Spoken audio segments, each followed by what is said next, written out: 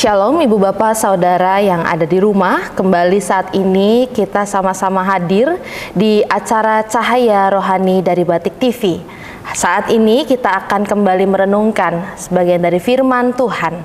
Kita akan sama-sama merenungkan apa kata firman Tuhan soal gaya hidup dari orang iman, gaya hidup dari orang percaya. Apakah sebagai orang beriman memang kita hanya perlu berdoa, bernyanyi, atau ada hal yang sebenarnya perlu tetap kita lakukan sebagai orang percaya? Sebelum itu mari kita memohon pertolongan dari Roh Kudus, kita berdoa. Ya Allah Bapa kami, tak henti-hentinya kami mensyukuri segala kebaikan-Mu yang hadir dalam kehidupan kami. Masih ada nafas kehidupan yang boleh kami hirup. Masih ada kesempatan bagi kami untuk kembali merenungkan firman-Mu. Ini adalah anugerah yang besar yang berasal dari-Mu Bapa. Saat ini kami rindu untuk kembali disegarkan oleh firman-Mu. Maka kiranya Engkau hadir bersama dengan kami. Buka hati dan pikiran kami ya Bapa, sehingga kami dapat memahami apa yang hendak Engkau nyatakan dalam kehidupan kami. Kepadamu kami menyerahkan kehidupan kami. Dalam nama-Mu kami berdoa dan ucap syukur. Amin. Bacaan Alkitab yang akan mendasari permenungan kita pada saat ini diambil dari Yohanes 20 ayat 30 sampai 31. Memang masih banyak tanda mukjizat lain yang dibuat Yesus di depan mata murid-muridnya yang tidak tercatat dalam kitab ini. Tetapi hal-hal ini telah dicatat supaya kamu percaya bahwa Yesuslah Mesias, Anak Allah, dan supaya karena percaya kamu memperoleh hidup dalam namanya. Demikianlah pembacaan Alkitab kita. Berbahagialah tiap kita yang terus membaca, merenungkan, dan melakukan firman Tuhan. Amin. Ibu Bapak Saudara sekalian, saat kecil saya mengingat ada sebuah permainan yang cukup seru. Namanya adalah becak-becaan ya. Jadi ada 3 orang yang perlu bermain ya. Dan 2 orang anak akan menjadi fondasi menggunakan tangannya seperti ini ya. Nanti ada 1 anak yang harus naik ke atas pangkuan 2 orang temannya. Lalu nanti masing-masing pasangan gitu ya, masing-masing kelompok harus beradu cepat. Siapa yang duluan sampai di garis finish, dialah pemenangnya. Saya sering memainkan permainan ini pada saat saya kecil. Tapi sayangnya saya tidak pernah kebagian untuk menjadi orang yang digendong karena badan saya cukup besar. Saya selalu kebagian menjadi orang yang menjadi fondasi untuk menggendong 1 teman kami. Pada saat itu kami semua, meski kami masih kecil, kami sadar bahwa yang harus menjadi fondasi untuk menggendong teman kami itu adalah haruslah orang-orang yang berbadan besar, berbadan kuat, tentunya lebih besar dari orang yang akan digendong ya. Kalau yang digendong adalah orang yang berbadan besar, maka sudah pasti gendongannya akan jatuh. Kita sadar Ibu Bapak bahwa berbicara tentang fondasi ya, fondasi itu adalah bagian yang penting. Fondasi itu harus kuat sehingga apa yang ada di atasnya, apapun yang ditopangnya itu menjadi kokoh dan kuat untuk bertahan. Sama seperti kita dalam berelasi dengan kekasih kita, pasangan kita, atau dengan para sahabat. Dalam berelasi juga kita perlu yang namanya fondasi. Makanya dalam banyak kesempatan saat pasangan ingin melanjutkan ke tahap berikutnya, ada fondasi yang perlu dibangun. Ada proses perkenalan, kalau kata anak sekarang PDKT gitu ya, pendekatan, proses membangun fondasi supaya di kedepannya kalau ada dinamika yang terjadi dalam relasi, ada modal, ada fondasi yang bisa menjadi bahan kekuatan untuk menghadapi segala masalah, segala dinamika. Begitu juga saat kita mau membangun rumah, membangun sebuah bangunan yang besar, semakin besar bangunan yang ingin kita bangun, maka semakin kuat, semakin dalam, semakin bagus kualitas fondasi yang kita perlukan. Makanya saat kita membangun sebuah fondasi, itu nggak boleh main-main. Kalau kita main-main dalam membangun fondasi, maka cilakalah bangunan yang akan kita bangun. Ya. Nah, Ibu Bapak, fondasi juga perlu dalam kehidupan kita sebagai umat beriman.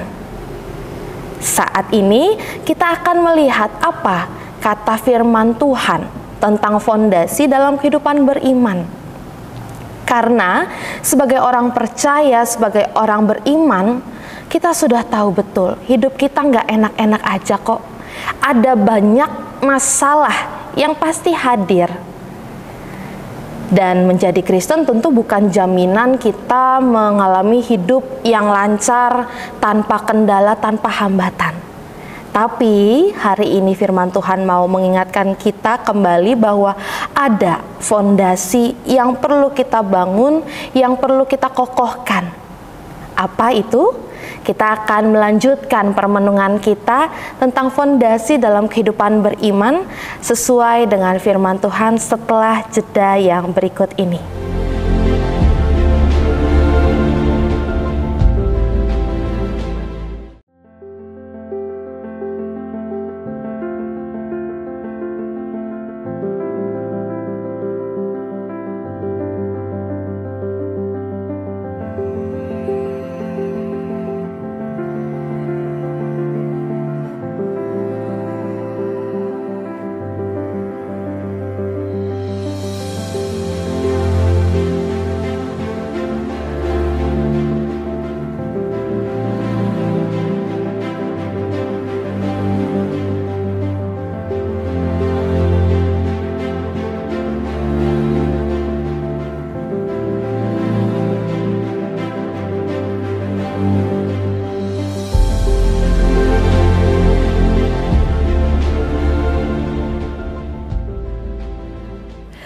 Kembali kita akan melanjutkan permenungan kita tentang apa yang perlu kita lakukan sebagai orang percaya untuk mengokohkan fondasi iman kita. Tadi kita sudah membaca bacaan Alkitab kita, yaitu dari Yohanes 20 ayat 30 sampai 31. Kita melihat bahwa Yesus sendiri mengingatkan kita untuk terus membaca kesaksian-kesaksian yang ditulis, khususnya kesaksian yang menyatakan bahwa Yesus adalah Mesias. Dari pesan ini kita melihat bahwa kita kembali diingatkan bahwa kita perlu terus belajar. Ternyata sebagai orang beriman, yang perlu kita lakukan bukan hanya berdoa, bernyanyi, tapi juga belajar. Belajar membaca firman Tuhan untuk apa? Untuk terus mendalami, mengenali tentang siapa Yesus. Pengenalan kita akan Yesuslah yang akan menjadi fondasi yang kuat bagi kita untuk menjalankan iman kita. Kita paham bahwa sebagai manusia terbatas memang kita tidak bisa 100% memahami Allah kita. Calvin sendiri mengatakan finitum non capax infinitum. Yang terbatas selamanya tidak akan pernah menyelami sang tak terbatas. Namun ini bukan menjadi alasan bagi kita, ya sudah, kita tidak perlu melakukan apa-apa, kita tidak perlu belajar untuk terus mengenal Yesus. Tidak bisa. Kita perlu terus berjuang untuk terus mempelajari siapa Yesus. Pengenalan yang sangat dalam dan lebih dalam akan Yesus akan menjadi kekuatan bagi kita untuk menghadapi dinamika dalam kehidupan kita. Proses belajar sebagai umat beriman tentu beragam. Datang ke gereja, mengadakan persekutuan, saat teduh. Tapi juga ada satu hal yang biasanya disediakan oleh banyak gereja, yaitu katekisasi. Ibu bapak saudara pernah dengar katekisasi? Ini adalah satu ruang yang disediakan oleh gereja bagi mereka yang mau meneguhkan iman mereka untuk terlebih dahulu belajar secara intens mendalami tentang ajaran-ajaran gereja. Namun ibu bapak, tentu tiap gereja, tiap jemaat punya ketentuan yang beragam soal katekisasi. Ada yang prosesnya berjalan 10 bulan, ada yang berjalan 6 bulan, 3 bulan, atau bahkan dalam beberapa minggu. Namun satu hal yang perlu kita lihat, esensi dari katekisasi adalah belajar. Katekisasi berasal dari bahasa Yunani yaitu katekeo, artinya adalah mengajar dengan suara keras dan terdengar jelas. Apakah semasa hidupnya Yesus mengajar? Ya, Yesus mengajar. Semasa hidupnya Yesus mengajar dengan teach and touch. Teach, Yesus mengajar secara lisan di bait-bait Allah kepada banyak orang. Yesus mengajar secara lisan, menyampaikan apa yang perlu mereka lakukan, apa yang perlu mereka percaya. Tapi selain itu, Yesus juga mengajar dengan touch, dengan sentuhan, dengan tindakan nyata. Kita tahu betul banyak mukjizat yang dilakukan oleh Yesus. Menyembuhkan orang sakit, lalu membuat orang yang buta bisa melihat kembali, menyembuhkan wanita yang mengalami pendarahan. Banyak sekali hal-hal pengajaran yang Yesus lakukan baik secara lisan atau juga dengan tindakan nyata. Dan pengajaran inilah yang dikehendaki oleh Allah kita untuk bisa terus kita telaah, untuk bisa kita terus pelajari.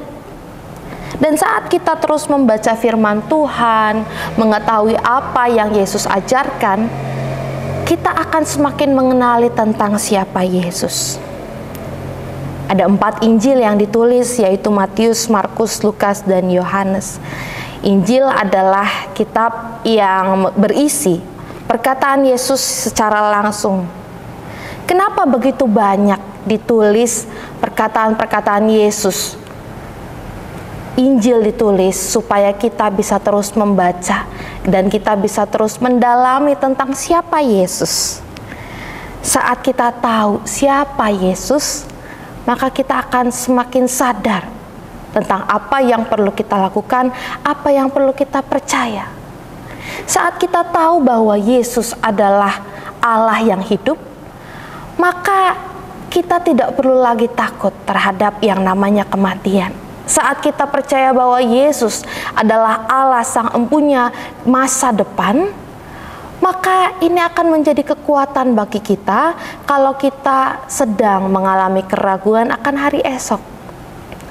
Kalau kita sedang bimbang, apa keputusan yang perlu kita ambil? Tapi kita tahu bahwa Yesus adalah Allah yang memiliki rencana yang begitu ajaib bagi kita masing-masing. Maka ini akan menjadi modal bagi kita untuk terus kuat berdiri dan melangkah menapaki kehidupan kita. Yang lebih penting dalam kehidupan kita, saat kita tahu siapa itu Yesus, saat kita tahu bahwa Yesus adalah Allah Sang Empunya kehidupan kita, maka seharusnya ini menjadi pengingat bagi kita bahwa dalam kehidupan ini kita bukan hidup untuk diri kita, melainkan kita hidup untuk Allah kita, Yesus Kristus. Kita akan melanjutkan permenungan kita setelah jeda berikut.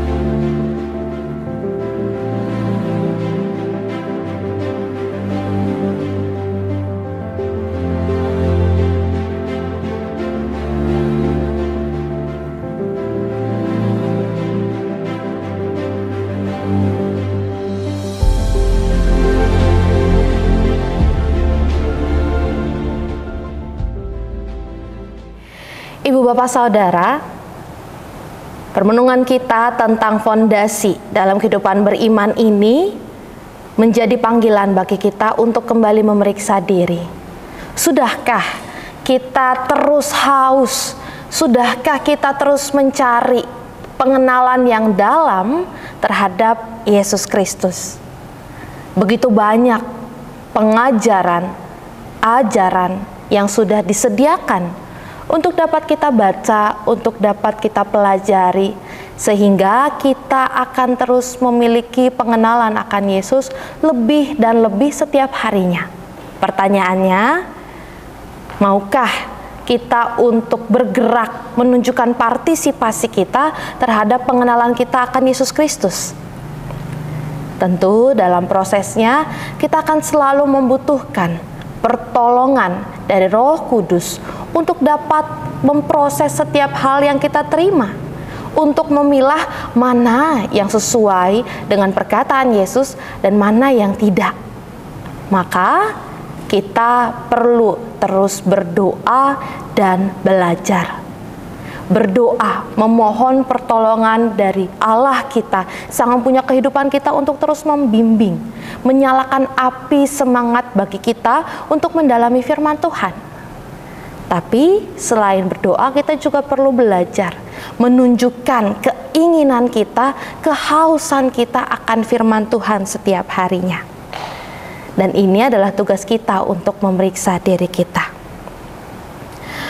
Paulus adalah salah satu teladan yang dapat kita contoh. Dalam Filipi 1 ayat 21, Paulus menulis, "Bagiku hidup adalah Kristus dan mati adalah keuntungan."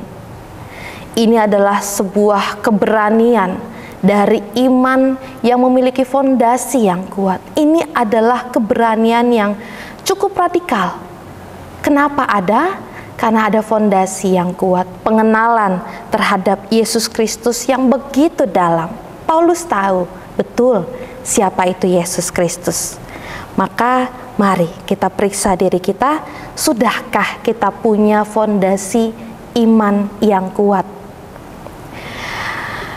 Teruslah belajar tanpa henti, teruslah pelajari firman, dan kiranya Allah kita yang senantiasa menuntun kita untuk terus mencari kehendak-Nya. Amin. Mari kita sama-sama menyiapkan hati kita untuk berdoa.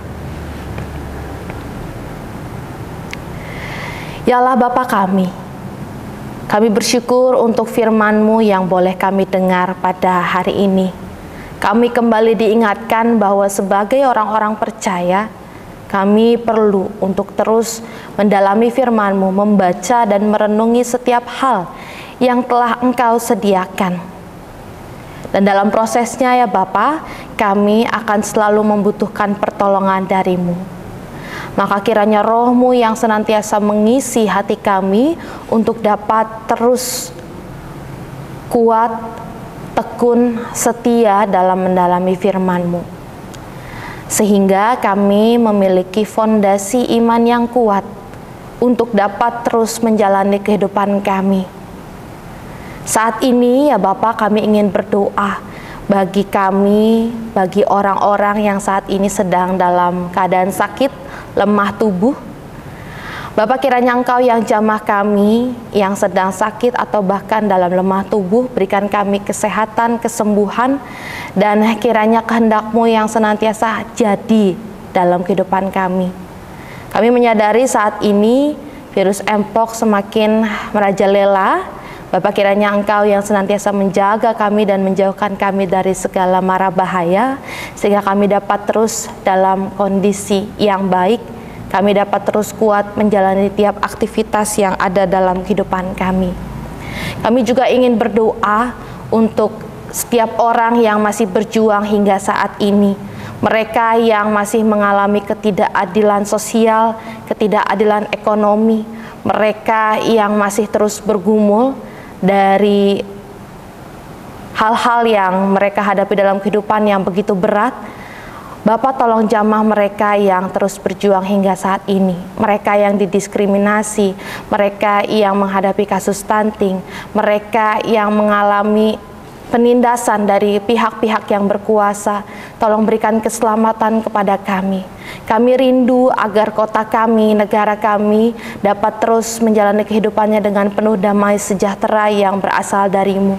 Maka ya Bapa, saat ini kami berdoa untuk orang-orang yang memegang kuasa secara khusus dalam pemerintahan, kiranya Engkau yang senantiasa memberikan kebijaksanaan bagi mereka satu persatu, sehingga ada hal-hal baik dan melegakan hadir dan menjadi sumber air hidup bagi kami orang-orang yang berjuang hingga saat ini. Ya Bapa, begitu banyak pergumulan yang masih terus berjalan dan harus kami hadapi dalam kehidupan kami masing-masing, pribadi lepas pribadi, atau juga dalam kehidupan kami sebagai satu tubuh Kristus. Tolonglah berikan kami kekuatan untuk dapat terus bertahan. Terima kasih ya Bapa, kami serahkan hidup kami masing-masing dan juga hidup kami sebagai satu tubuh Kristus ke dalam tangan-Mu. Kiranya Engkau yang senantiasa menunjukkan rencana-Mu dalam kehidupan kami. Dalam nama-Mu ya Bapa kami berdoa dan ucap syukur. Amin. Ibu bapak saudara terkasih, sampai sejauh ini permenungan kita, kiranya kita dapat terus kuat, bertahan dan menjalani kehidupan kita.